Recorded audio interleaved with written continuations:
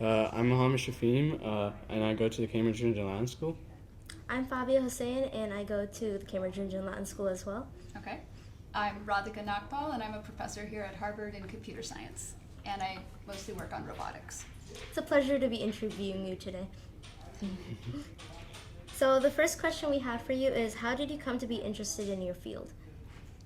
Well, yeah, that's a difficult question. When I was a high schooler, probably the similar age to you, I was in India in a small town called Amritsar. And that's where I grew up. And at my high school, they taught you just very traditional topics. Biology was taxonomy and history was history. And so I really didn't get a sense of what I wanted to study. I just knew that I didn't want to do medicine and I didn't want to do biology. And so I figured engineering was a good choice. And even that, I don't think I picked it based on what I liked. I picked it based on what I thought things were. Like in India, when it was sort of expected that if you were a girl, the only available profession was to become a doctor. So I had to avoid anything that could possibly lead to that outcome. So if I didn't study biology, then I couldn't be a doctor, and that would prevent my parents from trying to send me down this path. So it was not a very strong sense. And my dad was a mechanical engineer, and so I didn't want to be like my dad, so I didn't want to be a mechanical engineer. So I came and did my undergraduate at MIT. And in my first year, I took the first computer science class, and I just really enjoyed it. And then I took the second class, and I really enjoyed it. And then I just decided that I would do computer science. And at that time, so I'm 46 now. At that time, we did not really have email, so you had email that could be used to send messages to somebody else in some other university, but there was basically not email, and the web didn't exist. And so computer science really felt really different. It was about like designing circuits, it was about designing programming languages, and it was about using it to simulate things and understand other fields. But all of those fields, I think, look so different today. I would have never known that this was the field I would be truly interested in. If somebody had shown me, oh, this is what it'll become, then I'm sure I would have taken this field. But I think I took it more by accident. And so that's how I got interested in computer science. And what I do now is I actually look more at building robots, which actually turns out to be a lot of mechanical engineering. And I work on bio-inspired robots, so we actually work with a lot of biologists. So actually, I think every year I discover that different fields interest me. So I tend to be very interdisciplinary, which basically means I don't have to decide what field I like. I just keep changing my mind and keep wandering. And so far that's worked out. So hopefully. That's great. I'm wondering so you used to live in India, so I'm wondering about what that transition was like from being in India and then going to MIT. Yeah, I know, like living in Cambridge now for so many years, I have to really think hard about like what that transition felt like. Amritsar is a very small town. It's still the same town. Like last time I went back, I went to the neighborhood store where I would buy like rubber bands and like hair clips, and the same shopkeeper was there and his son, and it was like, wow, this place doesn't change. It does change. India changes as well. But when I go back, it feels really small. I think that for me, the transition was really exciting because I grew up in a small town, and there were a lot of stereotypes about what you could be or what it even meant to have a career. None of the women in my family had careers, and by my family, I mean like extended family. I think when I came to MIT, there were no women I could trace who had paying jobs in my family. So it was sort of like a rebellion just to say, hey, I'm going to study and have a career and not be like a woman in that sense. But when I came to MIT, it just felt incredible. Like nobody thought of me that way. Nobody, if I said, oh, can women have careers, they would look at me like, what do you mean all human beings can have careers? And so all of those things, those stereotypes disappeared really fast. And for me, that was a great part of the transition. I think I really enjoyed it because everything was had felt so narrow and constraining before. I felt like somebody just dropped me in a playground and said, be whatever you want. And it is still true that there were like a lot of, there's still a lot of stereotypes in undergrad, and there's still even more as you go to a career. But that transition for me, I didn't notice any of it because it was so much less than what I was used to. But it was a nice transition. I think the other thing that I really enjoyed about that transition was I ended up living in a dorm where there were a lot of international students. So my first really close group of friends, one was from the Philippines, one was from Singapore, one was from Jordan. They were all, later on I made, one from Brazil. It just, all these different countries. And I realized like everything I had learned could be wrong. It's like they could be the opposite belief in a different country. And they were just as sure that they were right as I was sure I was right. And so that was really an eye-opener. And I learned about so many countries and so many different cultures like within the first year. And it just felt like, wow, you could really, you could really think differently. You don't have to think exactly the way you grew up with. I think Cambridge, my kids get that experience somewhat here. Even in kindergarten, they met people from so many different countries. I mostly met people from like 2 religions and families that had never left that town. So I think it's, when I see my kids' experience and mine, I feel like, wow, that was really different. So you mentioned working with biological systems and doing robotics. So can you maybe explain more about your work? Sure. So the area that I'm interested in is collective intelligence. So if you think of like a crowd of people that needs to do something together, one way you might think of it is having somebody in charge. And then maybe that person in charge needs a microphone to like tell everybody what to do, or maybe that person in charge is in charge of 5 other people and they tell them what to do, and then everyone else tells everyone else to do. So we have a tendency to think of big systems by creating hierarchies. But if you look in biology, if you look at ants, for example, or if you look at bees, or if you look at big schools of fish, the larger the number gets, the lower the hierarchy gets. And there's almost like no structure of a leader or lieutenants or any kind of thing. And these systems are so good. They can do such amazingly complex things. So when I was a graduate student, I was thinking about distributed systems and about parallel computers. And there was a faculty member who started a project called Amorphous Computing. And he said, we're thinking too rigidly about computer science. If we thought about computers like you do about particles in physics or fish in a fish school, then we would design things really differently. They would be decentralized, so they would always be robust. And if you broke half of it, the remaining would just self-organize to do something on its own. And it was such an attractive idea, and it also was a chance to learn about other fields. So I started working on abstract systems, just thinking about it, designing simulations in computers, and designing mathematical models of, if you had individuals and they communicated in a certain way, could you fix the communication so that they would do something together? So like a classic example is synchronization. So I think in the early 1900s, a group observed that fireflies would start to flash together. So if you would have these huge groups of fireflies, and they would just go on and off and on and off.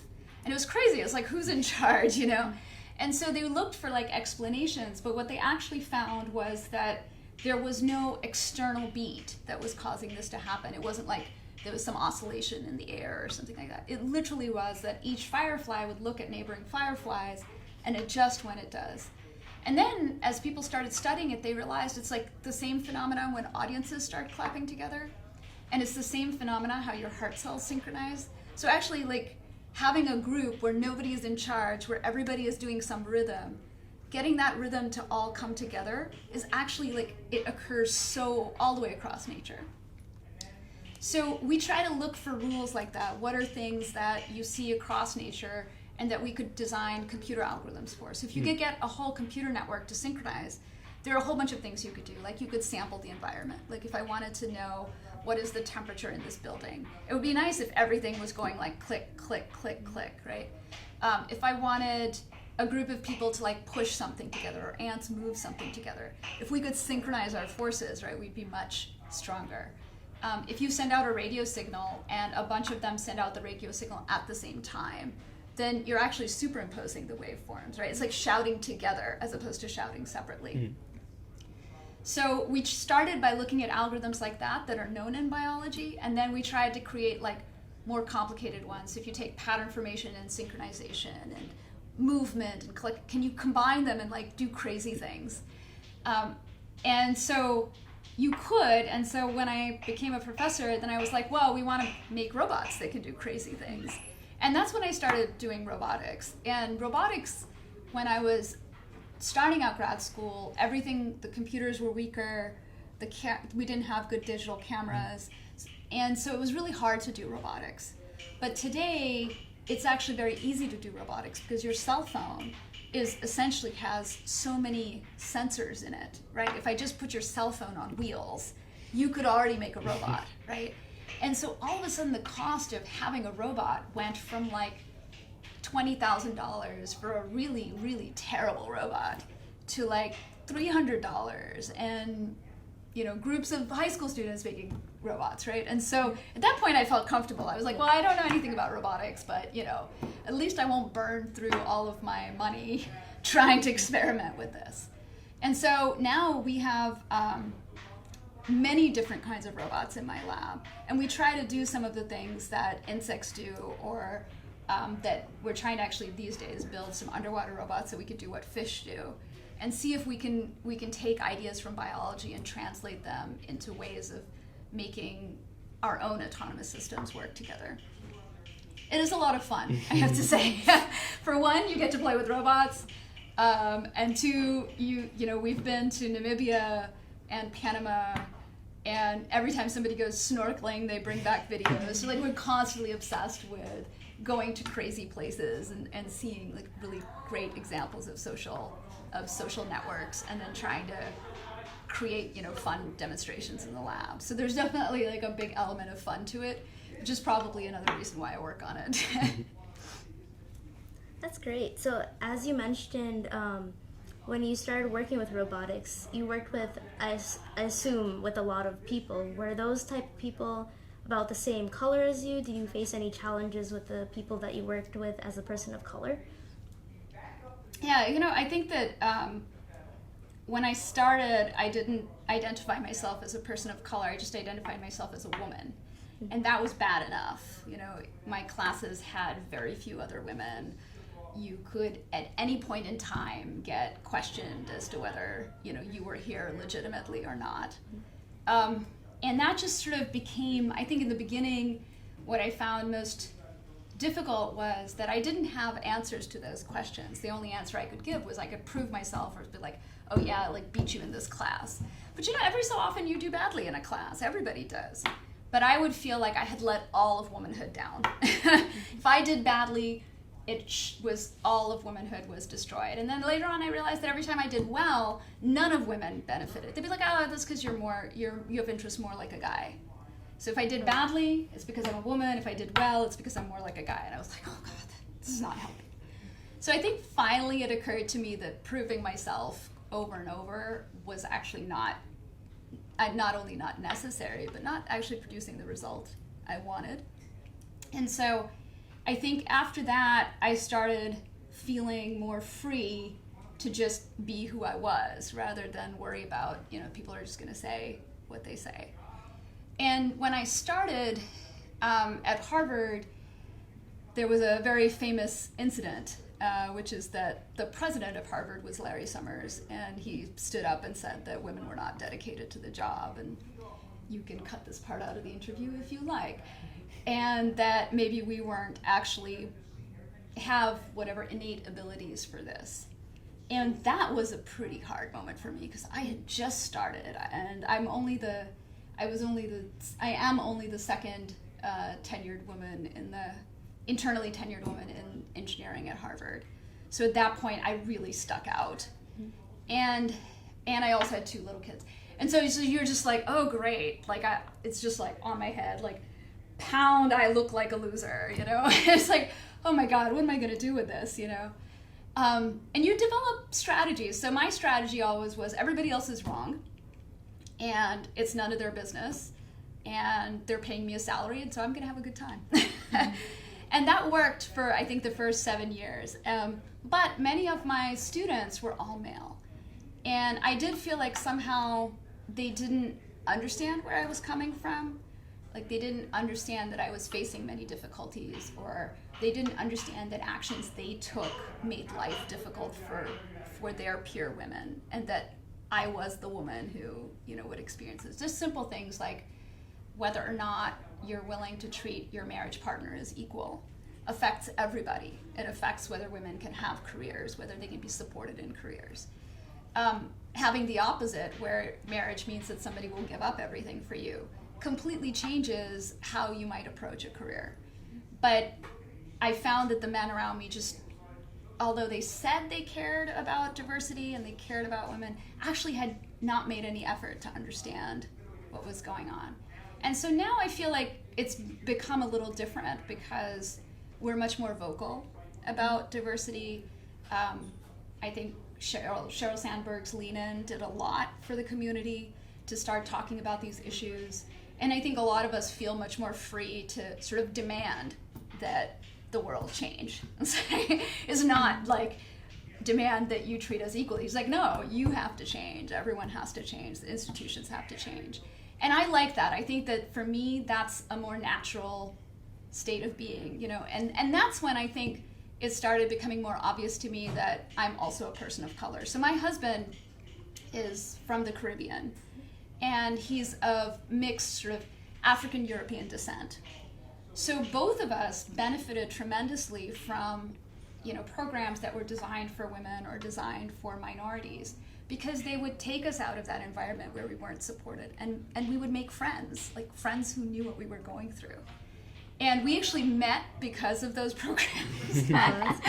So I did this summer program at Bell Labs. It was an amazing program. And Bell Labs, which you may not know, it's in New Jersey, and it was a research institute where many things were invented. Unix, transistors, like it's just crazy physics, crazy computer scientists. And when I went there, I was like, wow, these people get paid for being crazy. And so my whole goal was to go there and be at Bell Labs. And at Bell Labs, there were a bunch of men who were very vocal about women's issues. And that was the first time I experienced like the kind of support. I mean, all of this, I was 20-ish, and these men were all like 40 and above, and they were all white. And they were like, there needs to be more women in computer science because computer science is suffering. And I'm just like, it looks fine to me. And so he's like, and you're gonna make a big difference. And I was like, you are out of your mind. And I was like, you have no idea what I can do. And one of these people was Brian Kernighan, who, you know, if you've ever gotten the book of C, right, it's like Brian Kernighan. Yeah. So Brian Kernighan was like God at that time for us. And to be personal friends with him was like having like special stars on you. So I went back and it's like, oh, you're just a woman. It's like, I'm personal friends with Brian Kernighan. Brian Kernighan will recognize me and say hello. But they created this environment where all of us walked away feeling much more knowledgeable about what research looked like, but also just more confident that we belonged. And so, you know, that experience was so important to both of us. But we still didn't realize, like, at some point, we are those people, right? It's our job to create that experience for other people.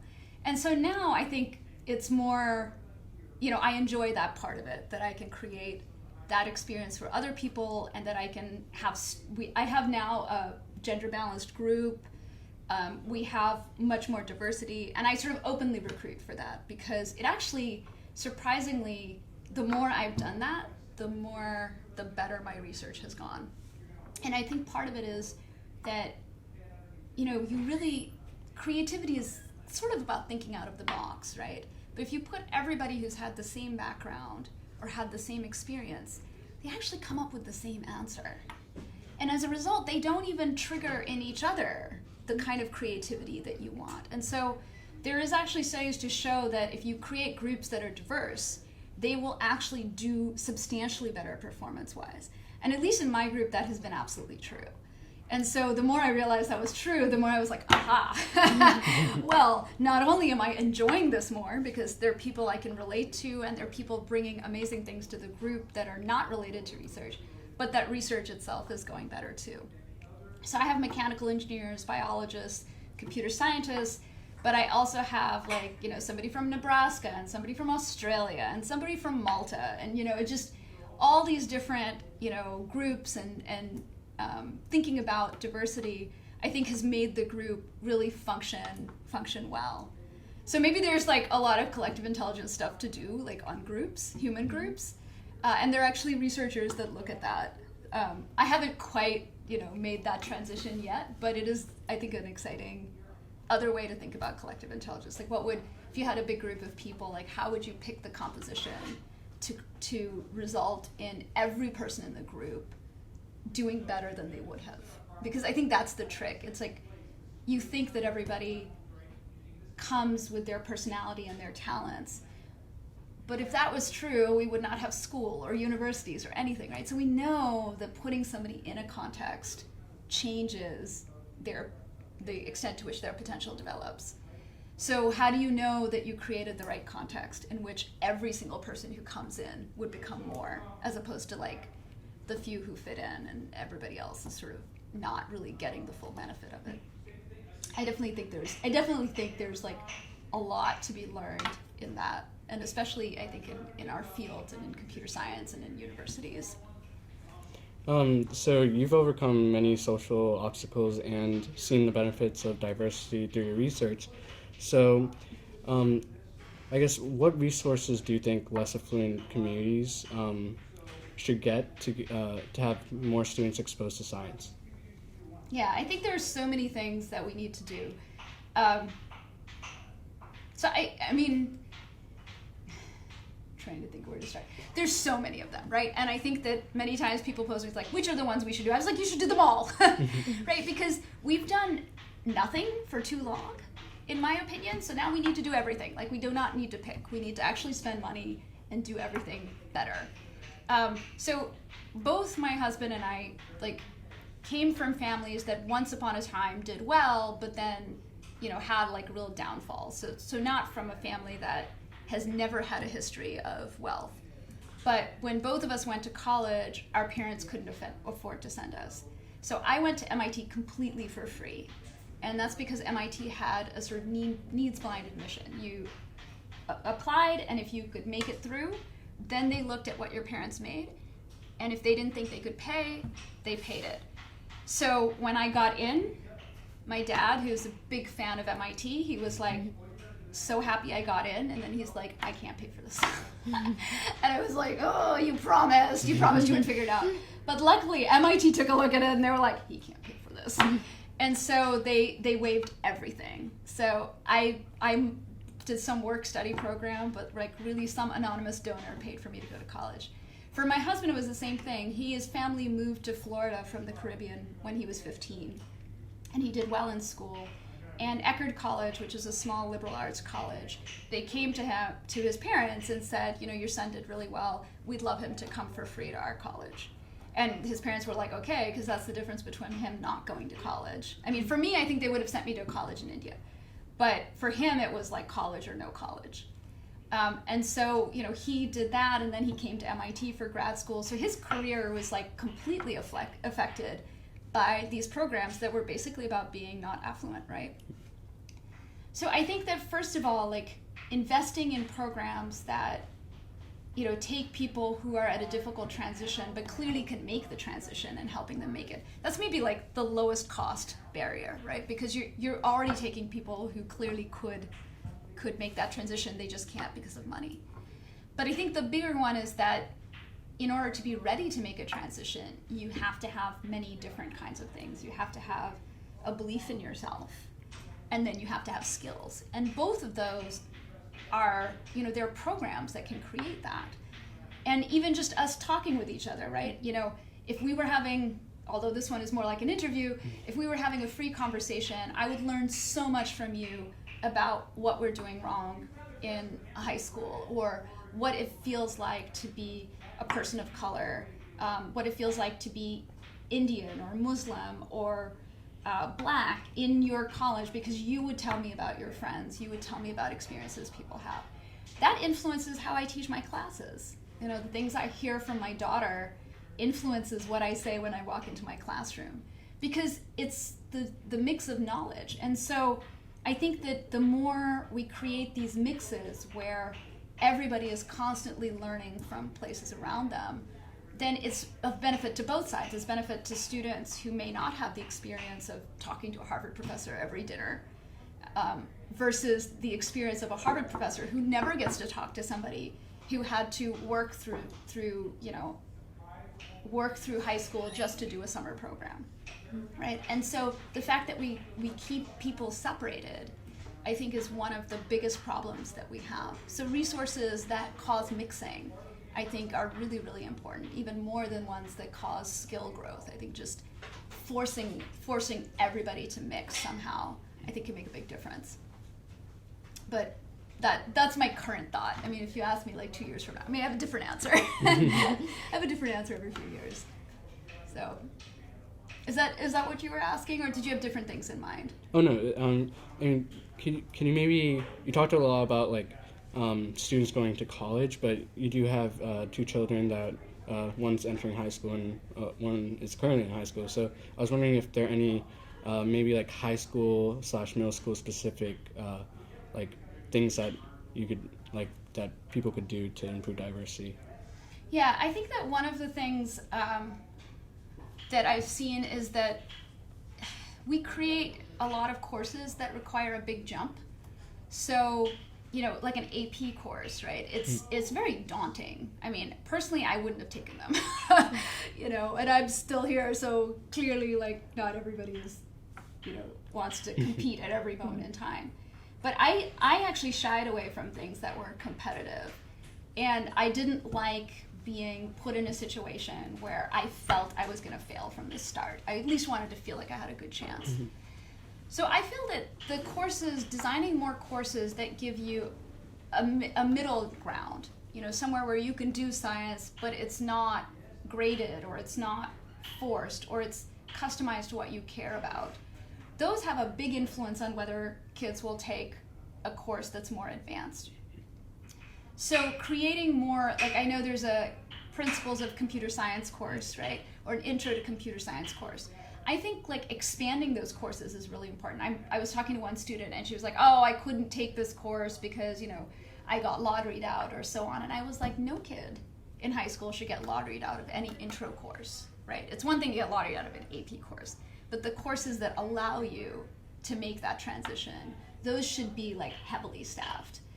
I think also just making science and everything more fun makes a lot of difference. So I've seen students from CRLS, from Cambridge, and I've met students from other high schools. Some of them have never done an experiment, you know, and for me, somebody's like, oh, chemistry is such a terrible subject and it's so hard.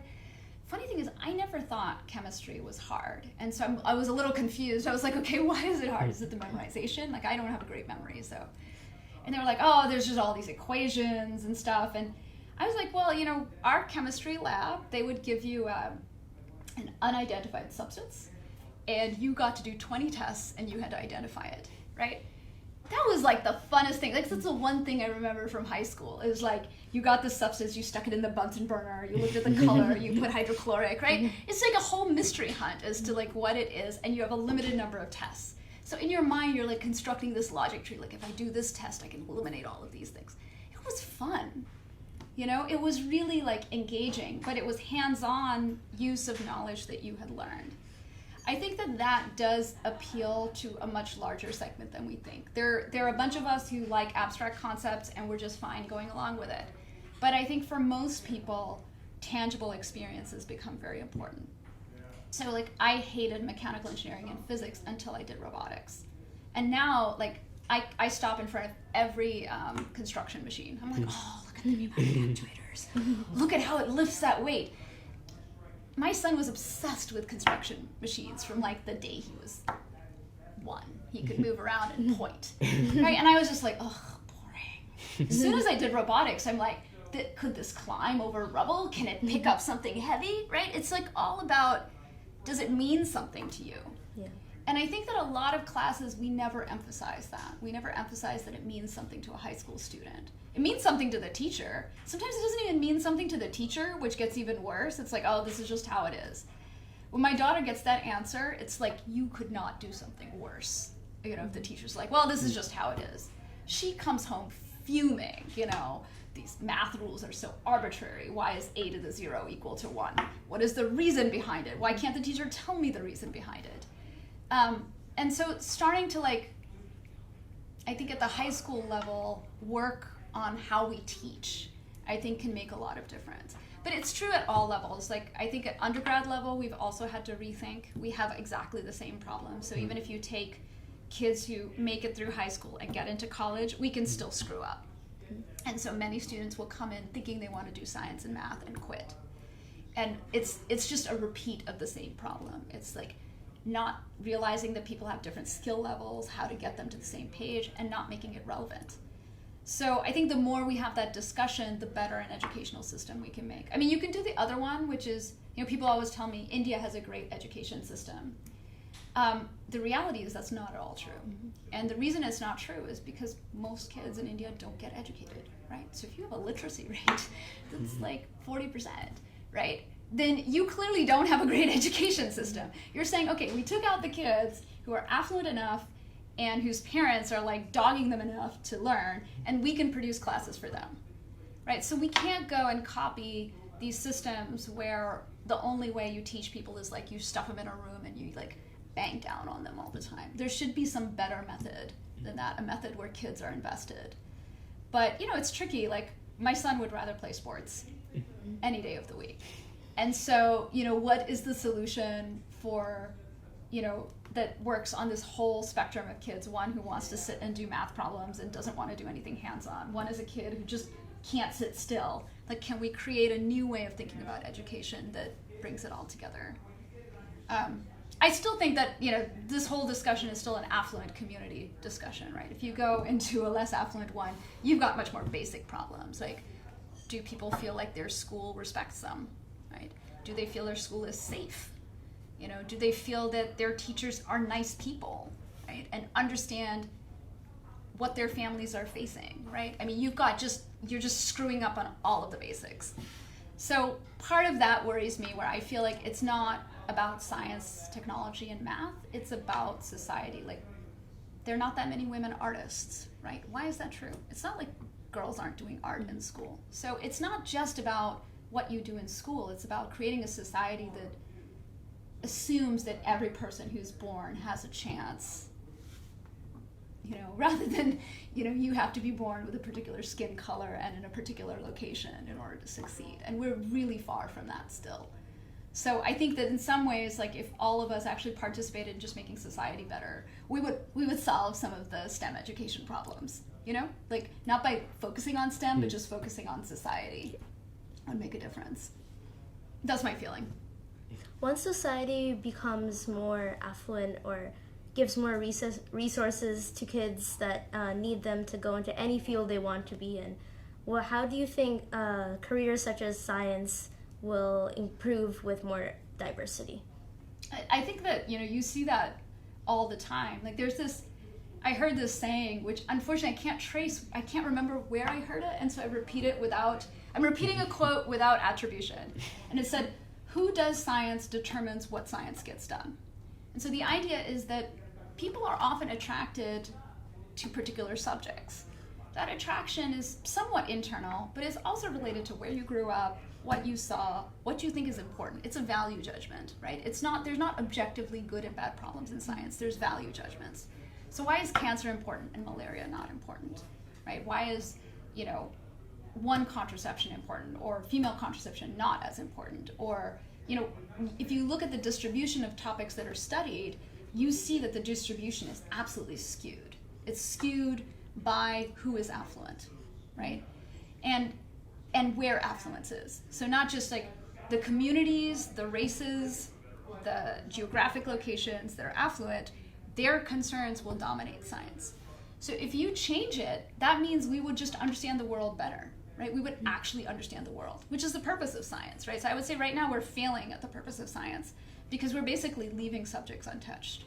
One of my favorite examples is there's a professor at MIT, Sangeeta Bhatia, and it was one of her PhD students. He gave the graduate school commencement speech, and he grew up in a small town in China, and he had gotten bitten by a snake. And in order to get rid of the venom, there was no sort of health place he could go to anywhere close by. His mother burned his hand, so she basically like held him down, gave him something to bite on, and then took a candle and basically burned, like just cauterized. So it is a method to fix it, right? You cauterize all of the wound. That's basically what she did. But it caused like 3rd-degree burns, right? The kid could have lost his hand. But that's what was available, right? And the number of communities where it's like this. So when this kid, moves to America, gets a PhD from MIT, what does he decide to work on? Well, he decides to work on health problems that are faced by communities that are far away from health organizations. And you see that constantly, that a lot of the people who think about bringing things to remote areas are people who grew up in those areas, right? So we need people who grew up in remote areas to walk the whole cycle of science so that we can bring science back into those communities. There's a great person, Raj Punjabi, who grew up in Liberia, and he's one of these forces creating, health, last mile health, I think, but basically taking health workers all the way to the last mile. How do you create communities where everyone is a health worker? You're not sending people from the outside, you're giving jobs into the community itself to be a health worker. Why does he do that? Because he grew up there. He saw a lot of things happen. He left when he was a child, but he retained that.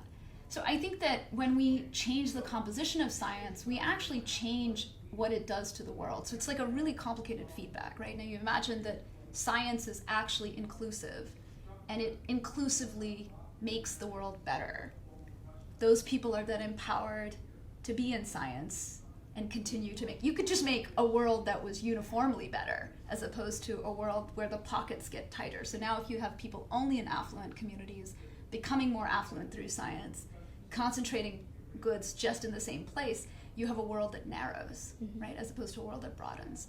So I think it's super critical that we do more things, that every person in science does something to try and break that cycle, which is, the privileged get more privileged, and that there's not enough mixing going on. But I think that would make a humongous difference. I mean, you see it already through, like, when you see breakthroughs and when you see new problems appear in science and you ask who's the person who brought it, it's usually somebody who wasn't typical. And that I think is already a sign that, like, that's what we should be looking for to spread science more broadly, make it more relevant. I noticed that you're part of a Kickstarter for the Root robot, and I guess my take on it was that it was an initiative to get more, younger students more exposed to computer science. So can you maybe talk more about that? Sure, I'm very excited about this. So we actually just raised seed funding, so we now have a company. So I have co-founded a company. That's an amazing, yeah, I never thought I would. It was like, I will never start a company. It's like a horrible idea, right? Why would you ever do that to yourself? Well, when it's a robot from your lab and it can do something, you're like, oh, well, maybe I'll start a company. It's a terrible idea, but we'll still do it. So we wanted to make, actually, I teach computer science, and I've taught many sort of different courses within computer science. I've taught the second programming course where you learn software engineering. I've taught an AI course. Now I teach a robotics course. And one of the things I noticed is this, having something tangible that moves and does something is very compelling, but it's actually very hard to do because off-the-shelf robotics are often very difficult to maintain, and they're just a pain for the teacher. They're difficult but enjoyable for the students, but they're an absolute nightmare for the teacher. And so I've gone through a series of ones, and at some point I was like, oh, we just need to design something better for my own class. So actually, originally, I had thought of Root as sort of fulfilling my own needs, that we would use it in an undergraduate class. So for example, something you might teach is, like if I blindfolded you and made you walk, and like you played pin the tail on the donkey, right? Yeah. Okay, so what is happening there is somebody moves you around, right? And then they tell you, come back to where you were before you started. Well, a robot is exactly that, right? It's blind. It's basically mostly blind, and it goes through a set of sequences, and then it needs to path integrate to come back where it was. So we would play this game, right? That you would have to make the robot do this. And it's mostly geometry and math. It's not like, it's not rocket science. As you say, well, rockets also have to go somewhere. And so actually it is partially also related to rocket science. But, you know, even I thought, well, wouldn't it be cool if the robot could draw? And then, you know, it would draw the crazy path, and then it would draw a line. And you would be able to test exactly how good your algorithm was by how perfectly your line came back to the original bullseye. And at the same time, another student in my lab was sort of experimenting with climbing robots, and we were thinking about magnetic wheels. So we wanted to make robots that could climb and build. And so if you were building out of metal and you had magnets in your wheels, then maybe you could climb over the things you build. And so we were like, well, you know, whiteboards usually have metal backings. Make something that cleans the whiteboard. You know, it's like the vacuum for your whiteboard, you know, the whiteboard Roomba. And I was like, oh, I could use it to teach algorithms that you think about cleaning. Like if you were cleaning a room, how would you know that you've cleaned the whole room? Would you keep a map of the room? Like, you know, a robot is actually quite small, so it has to keep some sort of memory of what's going on. And so it just seemed like such a great idea. And so we suddenly had this robot that was going to draw and so on. And then a friend of mine was like, this is like the Logo Turtles that I did in like school.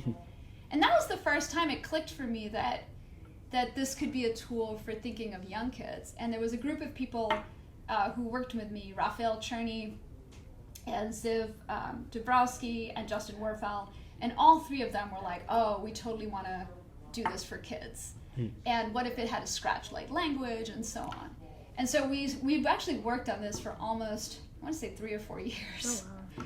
Yeah, it's like nothing comes out of thin air. Like every time when we have something that shows up on a Kickstarter or shows up on the website, it looks like, oh my God, how did they do this? Well, it's like they slogged on it for like 4 years. It's never, and many projects never arrive at that point, right? So like there were several points in there where we were like, oh my God, this is never gonna work, or like maybe you should get a different job, or like, you know, schools are not gonna buy this, or kids will not enjoy it. But we slowly like worked through and we tested with a lot of kids, and we developed a much better language that worked for kids.